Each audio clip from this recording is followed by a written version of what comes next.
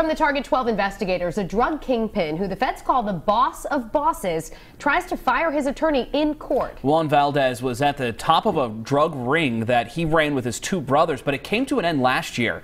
Target 12 investigator Walt Buteau with the details. Juan Valdez is the second of the three brothers in this case who tried to fire their attorneys even though they pleaded guilty. Assistant U.S. Attorney Gerard Sullivan told the court 51-year-old Juan Valdez was trying to manipulate the system in the final hour before sentencing when he asked to fire his attorney, Dan Calabro. Valdez claimed Calabro did not go over the evidence with him, and he also questioned the search warrants and said he signed his plea agreement under duress. Afterwards, Calabro echoed what the judge in the case said before sentencing Valdez to 20 years in prison. There were hours and hours of wiretaps.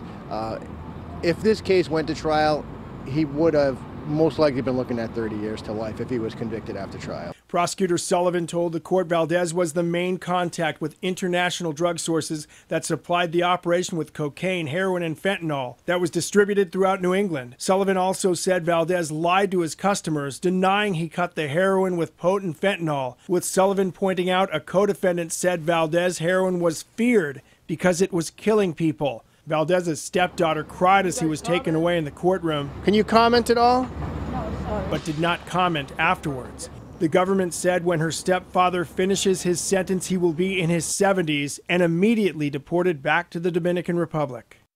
Claudio Valdez was also sentenced to 20 years in prison. The third brother, Hector, will be sentenced next month.